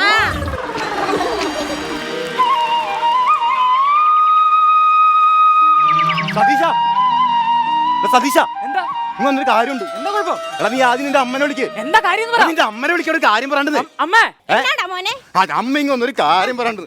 ഒരു പ്രശ്നമുണ്ട്. എന്താ? ഇവിടുത്തെ സുഖുച്ചേട്ടന് SSLC തോറ്റെന്ന് പറഞ്ഞ വിഷമത്തില് ആത്മഹത്യ ചെയ്യാൻ വേണ്ടിട്ട് ഒരു മാവിന്റെ കൊമ്പില് കയറായിട്ടിരിക്കുന്നുണ്ട്. അയ്യോ ചേട്ടാ. അതെ അവിടെ അല്ല, അവിടെ മാവ്. അടുപ്പത്ത് പാലിരിക്കുന്നു, ഓഫ് ചെയ്തിട്ട്. സതീശ നീയെങ്കിലും ഒന്ന് വാടാ. ഞാൻ ഷൂട്ട് വെച്ചാൽ നിങ്ങളെ പൊക്കോ. എന്റെ ദൈവമേ. സുഖു 10ാം ക്ലാസ് പരീക്ഷ പാസ്സാണ്. താഴത്തോട്ട് ഇറങ്ങ്. നീ 10ാം ക്ലാസ് ജയിച്ചാ? ഇല്ല. എന്നാ അപ്പുറത്തെ പ്ലാവിലോട്ട് കയറി, നമുക്ക് ഒരുമിച്ച് ചാവാ. ചത്തന്നാ പിടിച്ചെന്നൊക്കെ പറയണ്ട. എന്താണെന്ന് നമ്മൾ നീ പെട്ടെന്ന് വാ. എടാ രമേശ, എടാ എന്താണ് പറ്റിയത്? ഇങ്ങോട്ട് നോക്ക്. എടാ സുഖു എന്താണ് പ്രശ്നം? എന്താണ്? എടാ പ്രശ്നം വേറൊന്നും അല്ല. അടുത്ത വർഷം ഞാൻ SSLC പരീക്ഷ എഴുതാൻ എന്റെ ഭാര്യ സമ്മതിക്കണം, അല്ലെങ്കിൽ ഈ വർഷം സർക്കാർ എന്നെ ജയിപ്പിക്കണം. എടാ നാണയില്ലാത്ത നാറി. 16 കൊല്ലായില്ലേ SSLC പരീക്ഷ എഴുതുന്നത്, തോറ്റ് തുപ്പിയിടുകയല്ലേ നീ? അതിന് ഞാൻ നിന്റെ അച്ഛന്റെ നെഞ്ചത്തിരുന്നൊന്നും അല്ലല്ലോ പരീക്ഷ എഴുതുന്നത്. ഓടാ അവിടുന്ന്. എന്റെ ദൈവം, എടാ ഇറങ്ങടാ നീ. എടാ ഒന്നിൽ ഈ മരത്തിൽ നിന്ന് ഞാൻ താഴോട്ട് ഇതാ തൂങ്ങിച്ചാവും. ഈ മരത്തിന് ചാടിയ കയ്യാ കാല ഒടിയാലും ചാകാൻ പറ്റില്ല. തൂങ്ങി കിടന്നോണ്ട് ഞാൻ ഈ വിഷം കഴിക്കും. മച്ചിക്കുപ്പി കടിച്ച കയ്യിൽ വിഷക്കുപ്പി പിടിക്കല്ലേ, നീ താഴെ ഇറങ്ങി. പോടാ എന്നെ എല്ലാത്തിനും ഞാൻ എന്റെ ചവം കാണിക്കോടാ. എന്റെ മകൻ ജയിച്ചില്ലേ, അതിൽ നിനക്ക് സന്തോഷിക്കാൻ. അതിലാണ് എനിക്ക് ഏറ്റവും വലിയ നാണക്കേട്. അപ്പൊ നീ ഇറങ്ങിയല്ലേ? ഞാൻ കാണിച്ചു തരാടാ. പിന്നെ നീ കാണിക്കും. റേഞ്ച് ഇല്ലേ? ഹലോ ഹലോ, അതെ ഇവിടെ സാറേ. ഇനിയിപ്പോ ഒന്നും നോക്കാനില്ല അമ്മൂമ്മയുടെ ഏറ്റവും അവസാനത്തെ ആഗ്രഹമാണ് ഈ മാവ് വെട്ടിട്ട് ദഹിപ്പിക്കാന്നുള്ളത്. തട്ടിക്കോ. എടാ നിങ്ങളിങ്ങനെ നോക്കിക്കാണ്ട് അങ്ങനെയാണ് അവിടെ പന്തലൊക്കെ ഇടാനുള്ളതാണ്. നല്ല മൂപ്പാണല്ലോ. അമ്മൂമ്മക്ക് 100 വയസ്സുണ്ട്. അതല്ല ഞാൻ മാവിന്റെ പറഞ്ഞു. അല്ല മാവ് വെട്ടിട്ട് വേണം ചെതയൊരുക്കണ്ടേ. അതിന് നീ ഇവിടെ കിടന്ന് കറങ്ങണ എന്താണ്? ഇത് കണ്ടില്ലേ? സുഖു കയറിയിരിക്കണ കണ്ടില്ലേ? അത് ശരി, വേർത്തന മരമിട്ടാൻ കേട്ടിട്ടാണ് എന്നോട് മരമിട്ടാൻ വരാൻ. അങ്ങനെ പോലെ നീ ഇവിടെ നിക്ക്. സുഖു നീ എന്താടാ മാങ്ങ പറിക്കാൻ കയറിയതാടാ? അല്ല, 2 ബിരിയാണി മേടിക്കാൻ കയറിയാ. എടാ എന്താ സംഭവം എന്താടാ? സംഭവം എന്താ പറയാൻ പാടില്ലേ? ഇത്തവണ SSLC പരീക്ഷ തോറ്റി അതിന് ചാകാൻ കയറിയിരിക്കണം. നിനക്ക് നാണാവൂലടാ. 46 വയസ്സായില്ല. എന്നിട്ട് ഇപ്പോഴും SSLC എഴുതാന്ന് പറഞ്ഞു. ഞാൻ നിന്നെ ഒക്കെ എന്നെ ശവത്തീറ്റി കൂടെ ഇപ്പൊ നോക്കിക്കോണി. സുഖു നീ ഇറങ്ങിയിട്ട് വേണം എനിക്ക് ഈ മാവ് വെട്ടണം. നീ വെട്ടണ്ട. സുഖം ഇറങ്ങടാ. എടാ മരം ഒന്ന് എക്സ്ചേഞ്ച് ചെയ്ത് കൊടുത്താലാ? എന്നാ സുഖം ഒരു കാര്യം ചെയ്യടാ. തൊട്ടപ്പുറത്തെ പ്ലാവുമ്മ കയറ്. ഞങ്ങൾ ഈ മരം വെട്ടിട്ട് അത് ചെയ്യട്ടെ. ഒരു എക്സ്ചേഞ്ചിന് എനിക്ക് താല്പര്യമില്ല. നീ പോ. ഒരു പണിയാ, നീ ഇങ്ങോട്ട് വന്നേ. എടാ പൊറോട്ടയും ബീഫ് എന്ന് പറഞ്ഞ ഇവൻ ചാടി വീണ കാര്യം അറിയാല്ല. ഒരു 10-30 പൊറോട്ടയും ബീഫ് മേടിക്കാൻ 50 പൊറോട്ട ഞാൻ മേടിക്കാം. പൊറോട്ടയും ബീഫ് നിങ്ങൾക്ക് ഇഷ്ടമാണോ? 4 പൊറോട്ട ഒരു ബീഫ് എനിക്ക് പാഴ്സൽ. പാഴ്സൽ തരാണെങ്കിൽ നീ താഴെ ഇറങ്ങുന്നു. എന്നാ നീയൊക്കെ തിന്ന്, ഞാൻ മാങ്ങ പറിച്ച് ഇറങ്ങി. നീ ഇറങ്ങണ്ടാ. ഞാനേ എയർഫോഴ്സിനെ വിളിച്ചിട്ടുണ്ട്. എയർഫോഴ്സാ? എടാ ഈ കൊമ്പയിലും കിണറ്റിലൊക്കെ വീടുമ്പോ രക്ഷിക്കുന്ന ടീമില്ലേ, ഫയർഫോഴ്സ്. അവര് വന്ന് രക്ഷിച്ചോളും, കുഴപ്പമൊന്നുമില്ല. അവരൊക്കെ വരുമോ? അവര് വരും. വന്നാൽ തന്നെ നടക്കോ? ഇനിയിപ്പൊ അവര് വന്നില്ലേലും കുഴപ്പമില്ല. ചാക്കോ മാഷ് വരുന്നുണ്ട്. ചാക്കോ മാഷ? എടാ ഇവനെ പഠിപ്പിച്ച മാഷ, അദ്ദേഹം വന്ന് ഇവനെ ഇറക്കും. അത് മതി. അതുപോലെ സുഖം ഇന്നും മാവിന്റെ കൊമ്പത്തുണ്ടല്ലോ. അതെ മാഷെ. എടാ ഞാൻ വായനശാല വെച്ച് പ്രശ്നം അറിഞ്ഞിരുന്നു. നിങ്ങൾ വിഷമിക്കണ്ട, മാഷിത് കൈകാര്യം ചെയ്തോളാം. അതെ. പണ്ട് ഇവൻ ഈ സ്വഭാവം ഉണ്ട്, ഈ ശാഠ്യം. പണ്ട് സ്കൂളിൽ പഠിച്ചപ്പോ ഉച്ചക്കഞ്ഞു കൊടുത്തില്ലെന്നും പറഞ്ഞ് ഇതുപോലെ തന്നെ മാവിലെ കൊറ്റക്കയറ്റം. ഇവൻ താഴെ ഇറങ്ങടാ ആര് പറഞ്ഞിട്ടും കേക്കണ്ടേ. എന്നിട്ട് ഈ മാഷങ്ങ ചെന്ന് ഇങ്ങനെ നിന്ന് എന്നിട്ട് സ്നേഹത്തോടെ ഒരു നോക്ക്, പിന്നെ 2 വാക്ക്, സംഗതി ഓക്കെ.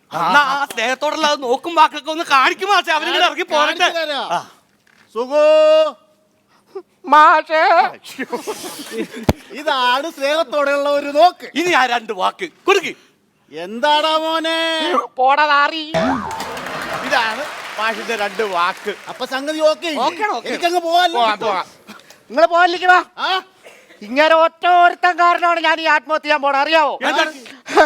ഏറിയ പാലോളി ബന്ധങ്ങൾ, ചോരയിൽ മുക്കിയ പന്തങ്ങൾ, പാലോളിയുടെ അടിയിൽ ചോപ്പ് മാറ്റിക്കൊണ്ട് മാറ്റി പറയിട്ടാ, അതിന് ചോരയുടെ മണമാണ് മാറ്റേ. അല്ല എന്തെല്ലാരും കൂടെ എന്റെ മുഖത്തേക്ക് നോക്കണം. അല്ല അപ്പൊ മാഷ് ഒരുത്തൻ കാരണമല്ലോ ഇവന് ഈ കടുകை ചെയ്യാനുള്ള കാരണക്കാരൻ. എടാ വന്നിരുന്ന ഭ്രാന്ത് പറഞ്ഞാണ്. എടാ സുഖു പാലോളി വന്നോണോ ഞാൻ പഠിപ്പിച്ചത്. അമ്മയുടെ കുന്തം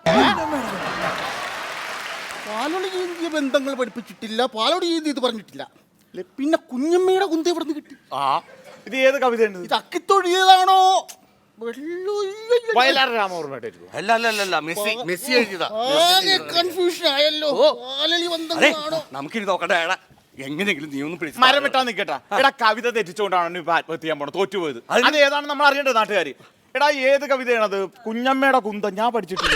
എടാ നീ ഇവിടെ നിന്ന് കുഞ്ഞമ്മയുടെ കുന്താ കുത്തിയിരിക്കാണ്ട് നീ എങ്ങനെയും പിടിച്ചിറക്കാൻ നോക്ക്. എനിക്ക് വെട്ടിട്ട് പോണോന്ന്. എടാ ഇറങ്ങടാ സുഖു. ക്ഷമക്കൊരു പരിധിയുണ്ടേ. നിമിഷങ്ങളെ കല്ല് വലിച്ചെറിഞ്ഞിട്ടായി ഞാൻ താഴ്ത്തിറക്കും. എന്നാ പിന്നെ അത് എടുക്കടാ, കല്ലെടുക്കടാ, എറിഞ്ഞ് താഴെ ഇടറാനാ. എടാ സുഖു ഇറങ്ങടാ. എവിടെ സ്ഥലം? സ്ഥലം എവിടെ? തൊട്ടപ്പുറത്തെ കുറ്റിക്കാട്ടിലോട്ട് പോയോ? ഞാൻ അതിന് വന്നല്ല. ഫയർഫോഴ്സ്. ഞാനാ വിളിച്ചത്. അതെ. എന്താ പ്രശ്നം? എവിടെ തീ പിടിച്ചത്? ഒരു വലിയ ഫ്ലാറ്റിൽ തീ പിടിച്ചെന്ന് പറഞ്ഞു. അതല്ലേ ഞാൻ ഈ വെള്ളം കൊണ്ട് വന്നത്. ഈ ബക്കറ്റിൽ വെള്ളമായിട്ടാ കറക്റ്റ് ഓടിയപ്പോ തുളുമ്പി പോയതാ. പിന്നെ ഫ്ലാറ്റിൽ എടുത്താൻ എളുപ്പമായില്ല. സാറേ ഒന്നുമല്ല, അവിടെയാണത്. അവിടെയാണോ? ഇവിടെ നിന്ന് മേപ്പോട്ട് നോക്കാം. ഇത് ഞങ്ങളുടെ വകുപ്പല്ല, വനം വകുപ്പിനെ വിളിച്ചു പറയണം. അവർ ജീപ്പുമായിട്ട് വന്നിട്ട് കമ്പിക്കൂടും കൊണ്ട് പഴം കാണിച്ച് കയറ്റി കൊണ്ടുപോയിക്കോളും. ഇതിന് രസായനം വെക്കാൻ പിടിക്കും പിള്ളേര്. അതേ ഇത് വംശനാശം സംഭവിച്ചുകൊണ്ടിരിക്കുന്ന കരിങ്കുരങ്ങൊന്നും അല്ല. ഞങ്ങളുടെ നാട്ടിലെ സുഖമാണ് കയറിയിരിക്കുന്നത്. സുഖമാണോ? ഷർട്ടും പാൻറ്റും ഞാനൊരു സർക്കസുകാരെ കുരങ്ങാന്ന്. എന്റെ സാറെ സുഖമാണ്, അവനൊന്ന് ഇറക്കിയാ മതി. അല്ല അവന് സുഖമാണ്, പിന്നെ ഇറക്കണെന്തിനാ? കയറിയിരിക്കണെന്ന്. നിങ്ങളൊരു കാര്യം ചെയ്യും, വ്യക്തമായിട്ട് എന്നോട് കാര്യം പറ. പറഞ്ഞോടാ. സുഖുവിന് താഴേക്ക് ചാടി ആത്മഹത്യ ചെയ്യണം. ഓക്കെ. എന്റെ അമ്മൂമ്മ മരിച്ചു. ഈ മാവ് വെട്ടിയിട്ട് വേണം എനിക്ക് അത് ദഹിപ്പിച്ചിട്ട് വേണം എനിക്ക് വൈകിട്ടത്തുള്ള ട്രെയിന് പോവാൻ. എന്റെ അമ്മൂമ്മയുടെ ഏറ്റവും വലിയ അവസാനത്തെ ആഗ്രഹമാണ് അത്. വൈകിട്ടുള്ള ട്രെയിനിന് പോകണമെന്നാ? അയ്യോ അതല്ലെന്ന്. പിന്നെന്താന്ന്? സുഖുവിന് ചാടി ആത്മഹത്യ ചെയ്യണം. എന്റെ അമ്മൂമ്മ മരിച്ചു. സുഖു ചാടി ആത്മഹത്യ ചെയ്യണ നിന്റെ അമ്മൂമ്മ മരിക്കണെന്തിനാ? ഇവര് തമ്മിൽ വല്ല പ്രേമനൈരാശ്യം? എന്റെ ദൈവം 90 വയസ്സുള്ള എന്റെ അമ്മൂമ്മക്ക. പിന്നെ 90 വയസ്സുള്ള എന്റെ അമ്മൂമ്മേനെ തട്ടിക്കൊണ്ട് പോയി. സാർ ഇങ്ങോട്ട് വന്നേ, ഞാൻ പറഞ്ഞുതരാം. ഇവന്റെ അമ്മൂമ്മ മരിച്ചു. ഈ മാവ് ഇട്ടിട്ട് വേണം അവരെ ദഹിപ്പിക്കാൻ. ആ മാവേലാണ് അവൻ ചാകാൻ കയറിയിരിക്കണം. അവനെ താഴെ ഇറക്കണം. അത്രയുള്ള സംഭവം. അത് ഞാനേറ്റ്. അതെ, മറ്റേ വണ്ടി മണിയൊക്കെ ഉച്ചയൊന്നും കേട്ടില്ലല്ലോ വന്നേ. ചെറിയൊരു സംഭവം ഉണ്ടായി. എന്ത് പറ്റി? ഫോൺ എടുത്തത് ഞാനാ. ഇത് എടുത്തത് വണ്ടി വിട്ടോന്ന് പറഞ്ഞപ്പോ അവൻ വണ്ടിയായിട്ട് അങ്ങോട്ട് മുകളഞ്ഞു. ഞാൻ കയറാൻ മറന്നുപോയി. അവിടെ നിന്നുള്ള ഓട്ടോ ഓടുന്നത്. അല്ല ഈ ഷൂക്കൂരി കൈ പിടിച്ചാണെന്താ? കാലെ കുഴിഞ്ഞാൻ കുത്തുന്നുണ്ട്. അല്ല അപ്പൊ അങ്ങനെ ഉണ്ടെങ്കിൽ വേറെ ആരെങ്കിലും വിളിക്കാം. ഇയാളെ താഴെ ഒരു ഇറക്കണം. കാര്യം ചെയ്യ്. ഇവര് താഴെ ഇറക്കിയാ പോരെ? അത് മതി. അതിനുള്ള ഉഗ്രൻ ഐഡിയ എന്റെ ഉണ്ട്. വിത്തിൻ സെക്കൻഡിനുള്ളിൽ ഇവന് താഴെ ഇറക്കിയിരിക്കും. അത് വേണം നമുക്ക്. ചെല്ലി ഓസിലി നല്ല പവറിൽ വെള്ളം ചീറ്റിക്കും. അവന്റെ പൊക്കിലേട്ട് അങ്ങ് കുത്തി അങ്ങ് ചീറ്റിച്ചിട്ടുണ്ടല്ലോ, ഇതിങ്ങനെ എടുത്ത് അങ്ങ് പൊക്കും. അപ്പൊ അവനൊരു കൊട പോലെ ഇങ്ങനെ വെള്ളം തീക്കും. അപ്പൊ അതുകൊണ്ട് പതിയാൻ ഇങ്ങനെ പോകും. ചിലപ്പോ ഒന്ന് ഡാൻസ് കളിക്കാന്ന് വെച്ചിട്ടുണ്ടെങ്കിൽ അടി ഇവിടെ കൊണ്ടുവന്നില്ലേ, അപ്പൊ സ്ലോ ആക്കണം വെള്ളം. ഇതിങ്ങനെ ഇറക്കിട്ട് പിടിപെടാ. ഇത്രേ ഉള്ളൂ സംഭവം. അത് കുഴപ്പമില്ലല്ലേ? പക്ഷേ ഈ പൊക്കിളിൽ കുത്തുമ്പോ എന്തെങ്കിലും പറ്റുമോ? ഇത് പേപ്പട്ടി അടിച്ചിട്ട് കുത്തണല്ലേ, വെള്ളമല്ലേ, ഒരു കുഴപ്പം ഉണ്ടാവില്ല. അല്ല വേറെ എന്തെങ്കിലും പറ്റുമോ? ഒരു കുഴപ്പമില്ല, സംഭവം ഫിക്സ് ചെയ്യാമോ? ഫിക്സ് ചെയ്യാം. ഫിക്സ് ചെയ്യാം. ഓസ് കിട്ടുമോ? ഓസ് ഓസില്ലപ്പാ. ഞാൻ പറഞ്ഞില്ല വണ്ടിയില്ലെന്ന്. അപ്പൊ ഓസില്ലേ? ഓസില്ല, ഒരു ഓസ് ഒപ്പിച്ചായി. ഒരു കാര്യം ചെയ്യാം, ഞാൻ 3 വീട്ടിൽ പോയി ഓസ് എടുത്തിട്ട് വരാം. ഒരു 10 ഇഞ്ചിന്റെ മോട്ടർ. മോട്ടറാ? അപ്പൊ മോട്ടറും ഇല്ലേ? വണ്ടി വിട്ടുപോയി, ഞാനതല്ലേ ഇങ്ങനെ വന്നത്. എന്തായാലും മരം മുറിക്കട്ടെ. ഞാൻ ഓസും മോട്ടറും ഞാൻ എടുത്തിട്ട് ഒരു പുഴയും കൂടി സംഘടിപ്പിച്ചോ. പുഴ തന്റെ വണ്ടി വിട്ടുപോയി, അതാണ്. ഇത് നടപടിയുള്ള കേസല്ലേ? ഇതൊന്നും നടക്കണ നടപടി ആവൂലേ? അതെ, ഉടനെ തീരുമാനം ഉണ്ടാക്കുവോ? അതിന്റെ കാര്യം പറഞ്ഞോണ്ടിരിക്കണത്. വേറെ സംഭവം ഇത് പറച്ചിലല്ലാതെ എന്താണ് പെട്ടെന്ന് ആട്ടെ. മൂവാറ്റുപുഴയിൽ ഇതേ സെയിം അനുഭവം. അവിടെ ഒരു വലിയൊരു ആഞ്ഞലി മരം കേൾക്കണ്ട, വമ്പനൊരു ആഞ്ഞലി മരം. അതിൽ ഇതേപോലെ ഒരുത്തൻ കയറി അവിടെ ഇരുന്നു. ആഞ്ഞിലി മരത്തിന്റെ മുകളിൽ ഒരുത്തൻ കയറി ഇരുന്നു. അപ്പൊ സാർ എന്നെ വിളിച്ച് എത്രയും പെട്ടെന്ന് അവനെ രക്ഷിക്കണമെന്ന് പറഞ്ഞു. താനും കൂടി കേൾക്കണേ. അപ്പൊ ഞാനിത് എന്നിട്ട് ഈ ആഞ്ഞലിയുടെ ചുറ്റിന് ഞാൻ കുഴിച്ച്, എന്നിട്ട് ആഞ്ഞലി പതിയെ തെരഞ്ഞ് അടിയിലേക്ക് ഇറക്കി. ഈ പൊക്കായപ്പോഴത്തേക്ക് ചെവി കുടിച്ചിട്ട് താഴേക്ക് അങ്ങനെ പിടിച്ചാ പോരെ ഇവനാ? ഇവനല്ല മുകളിലിരിക്കുന്ന ആളാണ്. അവനാണിത്.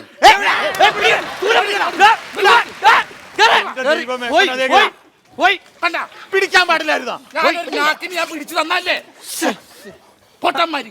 താൻ കണ്ടപ്പോ തനിക്കൊരു വാക്ക് പറയാറില്ല. തൊട്ടടുത്ത് ടെക്നിക്കും പിടുത്തവും കൂടി ഒന്നിച്ചു നടക്കുവോ? ഒരു കാര്യം ചെയ്യ്.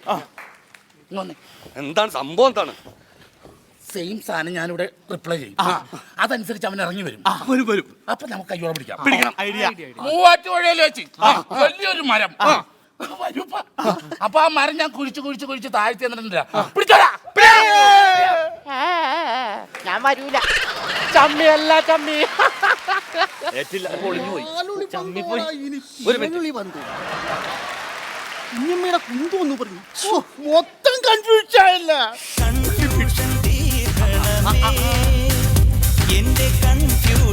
ഹലോ മിസ്റ്റർ കുഞ്ഞമ്മയുടെ കുന്തം. ഇതുപോലെ നേരത്തെ സുഖൂന് ഇറക്കാൻ വന്ന ആളാ. ഇപ്പൊ മൊത്തം കൺഫ്യൂഷൻ ആയിട്ട് കറങ്ങി ഇറക്കിയ. ഇതിപ്പോ ഇറക്കാനുള്ള ഒരു വഴി പറഞ്ഞതാ. അത് ഞാനാണല്ലോ പറഞ്ഞത്. ചെയ്യാൻ ഒറ്റ മാർഗമുള്ളൂ. ഉപ്പ് കിട്ടോ? കറിയുപ്പാണോ? കറിയുപ്പ് മിണ്ടല്ലേ, എനിക്കറിയാം ടെക്നിക്ക്. നീ ഉപ്പ് എടുത്തോളൂ. ഉപ്പ് കണ്ണിൽ വെതറിട്ട് ഒരു പരിപാടി ഉണ്ട്. എന്നാ ഞാൻ ഉപ്പ് കൊണ്ടുവരാം. പണ്ടേ ബോംബെയിൽ വെച്ച് സെയിം ഇതുപോലെ ഒരാൾ ടവറിന്റെ മുകളിൽ കയറി ഇരുന്നപ്പോ ഉപ്പ് കണ്ണിൽ ഇവിടെ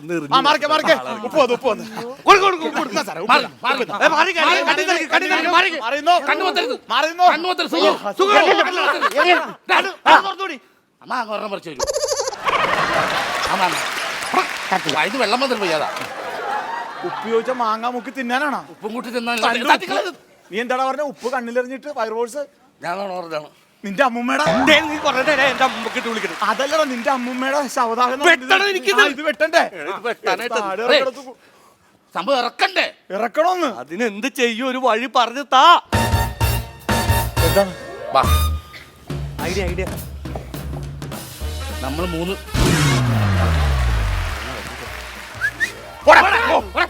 ഞങ്ങളെന്താ ചെയ്തോ? അതെ, ഈ കൊമ്പൊന്ന് വലിച്ചു താത്തി തരുമോ? മരം വളച്ചിട്ട് പിടിക്കാം നമുക്ക്. ഇത്രയും വലിയ മരം വലിപ്പം കൂടില്ല. സുഖുവിന്റെ വൈഫും മോനും മന്നുണ്ട്. നീ കാര്യം പറ, ഞാൻ സംസാരിച്ചോളാം. നിങ്ങളൊന്ന് പെട്ടെന്ന് ഞങ്ങളെ നാട്ടുകാര് ഫയർഫോഴ്സ് എല്ലാം നോക്കിയിട്ട് സുഖം ഇറങ്ങണില്ല. വലിയ ചതിയാണ്ട. ഇവന്റെ അമ്മൂമ്മേനെ ദഹിപ്പിക്കാൻ ഈ മാവ് വെട്ടണ്ടോ? എന്നിട്ട് വേണം എനിക്ക് പോവാനായിട്ട്. നീ മിണ്ടി പോരുത്. അതെ, ക്ഷമിക്ക്. ചേട്ടന്റെ മനോവിഷമം കൊണ്ടല്ലേ, ഞാൻ വിളിക്കാം. ഇത് കണ്ട് ദഹിപ്പിക്കണോ മാവ് വെട്ടണം? സുഖേട്ടാ വാ ചേട്ടാ. ഇവരെങ്ങനെ എന്റെ ബുദ്ധിമുട്ടിക്കല്ലേ സമയം പറ്റിയിരിക്കും നിന്നെ. എന്റെ മുത്തല്ലേ മുത്തല്ല. എന്റെ പഞ്ചാര ദേ ഇവിടെ ഇതിലുള്ള മരം വിളിക്കും. ചേട്ടൻ പോയ പിന്നെ എനിക്ക് ആരുണ്ട്? നീ വേറെ എവിടെയെങ്കിലും കെട്ടി ജീവിച്ചോ. ഞാൻ പൊറോട്ട ഇറച്ചി വാങ്ങിച്ചുതരാം സുഖേട്ടാ. വേണ്ട, അതിന്റെ വല്ല ഇതിന് കൊണ്ട് കൊടുക്ക്.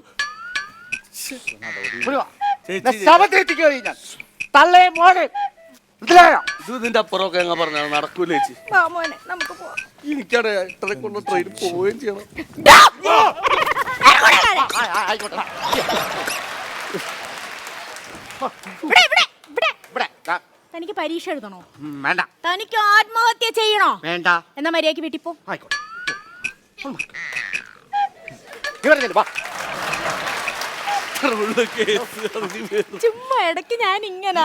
എന്നാലും എന്റെ ചേച്ചി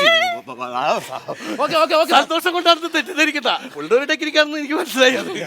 എന്നാ ഞാൻ പോട്ടെ. പോയിട്ട് തിരക്കണ്ട. എന്തേ? അതെ, അപ്പുറത്തൊരു ടവറിന്റെ മുകളിൽ ഒരുത്തൻ ചാവാൻ കയറിണ്ട്. ഒന്ന് വന്നിറക്കി തരുവോ? പണ്ട് മൂവാറ്റുപുഴയില്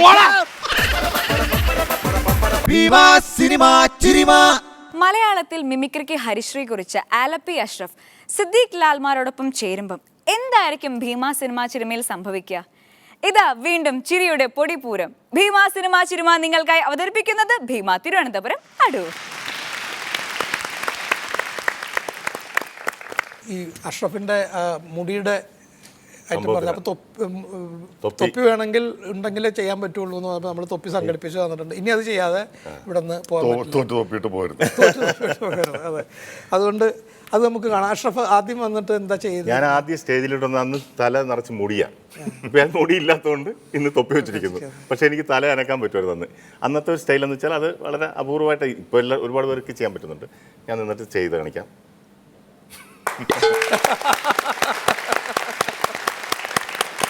അപ്പോൾ ഇതുപോലെ വല്ല അന്ന് കോളേജിൽ വെച്ചിട്ട് ഞാൻ തൊപ്പി വെച്ചിട്ട് നിൽക്കും ചിലപ്പോൾ, മുടി ഉണ്ടായിരുന്നപ്പോഴും. അപ്പോൾ വല്ല പെമ്പിള്ളേരൊക്കെ ഇടയ്ക്കിരിക്കുകയാണെങ്കിൽ അവരൊക്കെ ഇങ്ങോട്ട് വിളിക്കുന്നില്ല. അപ്പോൾ അവർ മാത്രമേ അറിയത്തുള്ളൂ. പിന്നീട് അന്നത്തെ കാലത്ത് ഈ കണ്ണ് കിർക്കൽ ഇങ്ങനെയൊക്കെ പിന്നീട് വരുന്നേ ഉള്ളൂ. അപ്പോൾ നമ്മൾ ഇപ്പുറത്തോട്ട് നോക്കി അന്നുണ്ട് അപ്പുറം ഇപ്പുറം അതേ ഉള്ളു. അന്ന് കണ്ണുറുക്കൽ കണ്ടുപിടിച്ചിട്ടില്ല. കണ്ണുറുക്കലുണ്ട്. ഇന്ന് കണ്ണുറുക്കലൊക്കെ ഔട്ട് ഓഫ് ഇപ്പൊ മൊബൈൽ എല്ലാം മറ്റേ വാട്സപ്പ് മിസ്യൂടാ. അഷ്റഫ് ഒരുപാട് സിനിമകൾക്ക് ഡബ് ചെയ്തിട്ടുണ്ട് അല്ലേ? എനിക്ക് തോന്നുന്നത് ജയൻ വളരെ അവിചാരിതമായിട്ട് മരിക്കുമ്പോൾ ഒരുപാട് പടങ്ങൾ പെൻഡിങ് ഉണ്ടായിരുന്നു. ഇപ്പൊ ഈ മിമിക്രിക്കാർ മിക്കവാറും അനുകരിക്കുന്നത് അഷ്റഫിന്റെ ശബ്ദമാണ്. ജയൻ ഇത്ര നീട്ടില്ല. അത് ശരിക്കും ഞാനൊരു ഡബ്ബിങ് ആർട്ടിസ്റ്റ്. ഈ ചില സ്പെഷ്യൽ കേസുകൾ മിക്കവാറും എന്നെ വെച്ചാണ് ചെയ്യിക്കുന്നത്. അപ്പോൾ ആദ്യം ചെയ്തത് PJ ആന്റണിയുടെ ശബ്ദമാണ്. PJ ആന്റണി അന്ന് ചൂള എന്നൊരു പടത്തിൽ അഭിനയിച്ചിട്ട് ശേഷമാണ് അദ്ദേഹം മരിക്കുന്നത്. അദ്ദേഹം ഭരത് അവാർഡ് മേടിച്ച ആദ്യത്തെ ഭരത് അവാർഡ് മേടിച്ച നടനാണ് കേരളത്തിൽ. അപ്പം അതും കൊച്ചിക്കാരനാണ്. കൊച്ചിക്കാരനാണ്. അപ്പോൾ അദ്ദേഹം മരിച്ചു കഴിഞ്ഞപ്പോൾ അന്ന് രവീന്ദ്രൻ മാസ്റ്ററുടെ ആദ്യത്തെ മ്യൂസിക് പടമാണ് ചൂള. അപ്പോൾ ആ പടത്തിൽ അദ്ദേഹം ത്രൂ ഔട്ട് ഒരു ക്യാരക്ടറാണ് ചെയ്തിരിക്കുന്നത്. അപ്പോൾ അവരിങ്ങനെ കിടന്ന് ഓടി ഇത് എന്ത് ചെയ്യാൻ പറ്റും, ഇദ്ദേഹം മരിച്ചു പ്രത്യേക ശബ്ദമാണ്. ഈ ഉള്ളിൽ നിന്ന് വരുന്ന ഒരു നിങ്ങൾക്ക് വിളിക്കുന്ന ഒരു വല്ലാത്തൊരു ശബ്ദത്തിലാണ് ആ പടത്തിൽ മൊത്തം ചെയ്യും. ചുമയും ഉണ്ട് ഇടയ്ക്ക്. അപ്പോഴാണ് ആരോ പറഞ്ഞു കൊടുത്ത് ഇങ്ങനെ പോലെ ഒരു ഒരുത്തരുണ്ട്, അവനിങ്ങനെ മിമിക്രിയൊക്കെ ചെയ്യുന്ന എല്ലാവരുടെയും ശബ്ദങ്ങൾ കാണിക്കുന്നത്. അങ്ങനെയാണ് എന്നെ മദ്രാസിൽ വരുത്തി ഒരുപാട് പേരെ ശ്രമിച്ച കൂട്ടത്തിൽ എന്നെ തിരുത്തി അത് ഓക്കെ ചെയ്ത് ഞാൻ ചെയ്യായിരുന്നു. ഇതറിഞ്ഞിട്ടാണ് ജയൻ മരിക്കുമ്പോൾ ഇങ്ങനൊരാൾ വന്ന് ഇങ്ങനൊരു സാധനം ചെയ്തിട്ട് പോയിട്ടുണ്ടെന്ന് ഒരറിവ് അവിടെ ഉണ്ടാകുന്നത്. അങ്ങനെ ജയൻ്റെ കോളിളക്കം, ആക്രമണം, അറിയപ്പെടാത്ത രഹസ്യങ്ങൾ, മനുഷ്യമൃഗം ഇതെല്ലാം എൻ്റെ ശബ്ദത്തിലൂടെ വന്നത്. പക്ഷേ ഒരു കണ്ടീഷൻ ഉണ്ടായിരുന്നു.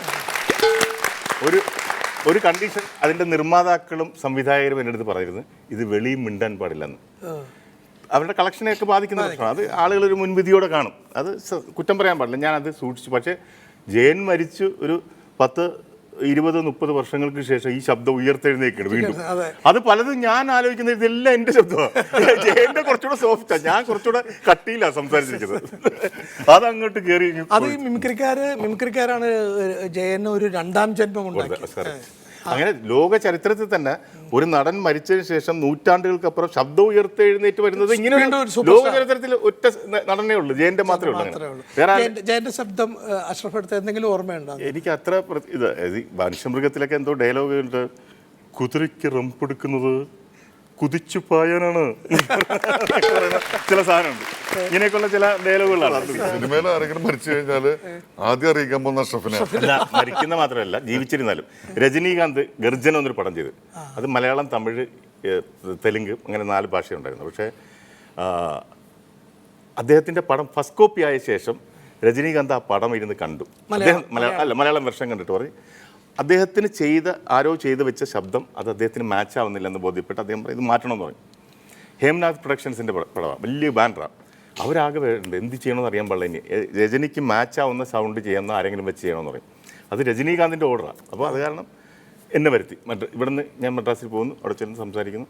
അപ്പോൾ അന്ന് ഡബ്ബിങ് ആർട്ടിസ്റ്റൊക്കെ ചെറിയ പൈസ കൊടുക്കത്തുള്ളൂ. അപ്പോൾ എവർഷൈൻ ലക്ഷ്മണൻ എൻ്റെ അടുത്ത് പറയണം, നീ മാക്സിമം പൈസ വാങ്ങിച്ചു, നീ ഇർക്കല്ലാതെ വേറെ ആർക്കും ചെയ്യാൻ പറ്റില്ല എന്ന് പറഞ്ഞു. അപ്പോൾ അന്ന് 500-1000 രൂപയൊക്കെ ഡബ്ബിങ്ങാണ്. ഞാൻ പറയും ഞാൻ ചെയ്യാം, നീ ഒരു 10,000 രൂപ തരണമെന്ന് പറഞ്ഞു.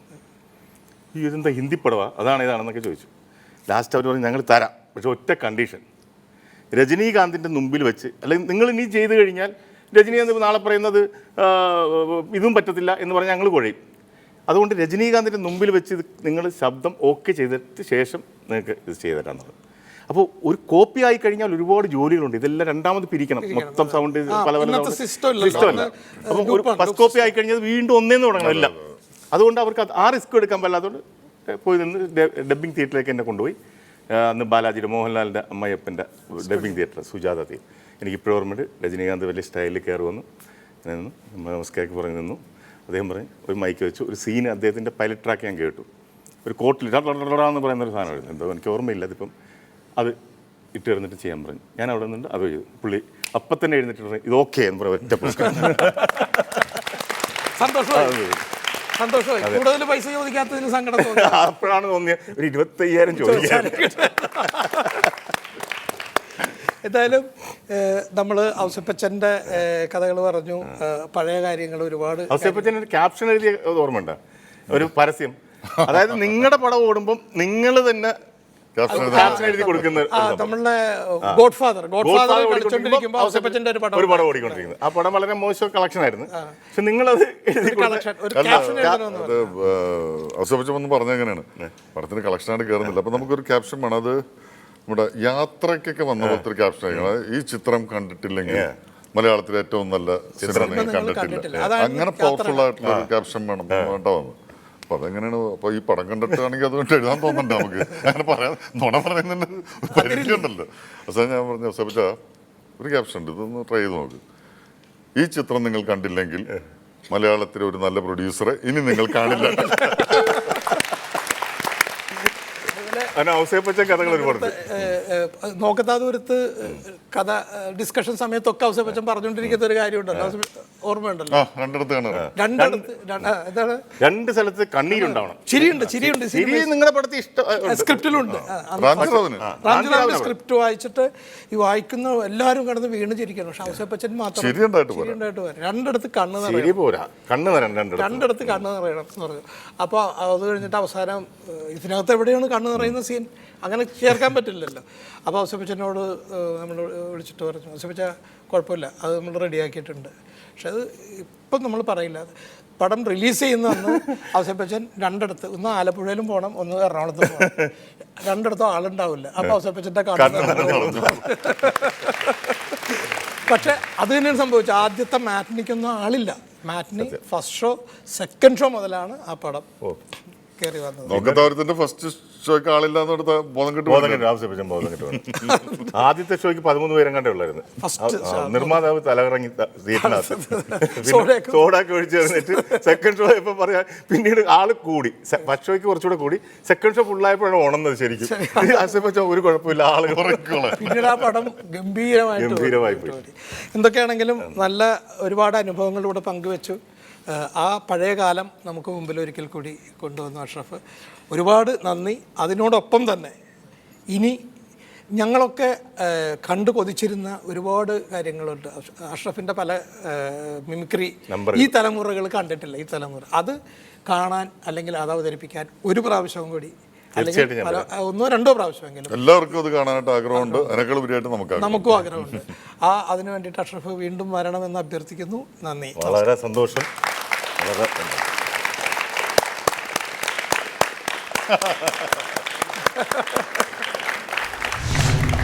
ഭീമ സിനിമാ ചിരുമയുടെ ഈ വേദി അലങ്കരിക്കാൻ ഇനിയും ഒരുപാട് താരങ്ങൾ വരാനുണ്ട്. സോ കാണാൻ മറക്കല്ലേ. ഭീമ സിനിമാ ചിരുമ തിങ്കൾ മുതൽ വ്യാഴം വരെ രാത്രി 8 മണിക്ക്. ഭീമ സിനിമാ ചിരുമ നിങ്ങൾക്കായി അവതരിപ്പിച്ചത് ഭീമ തിരുവനന്തപുരം.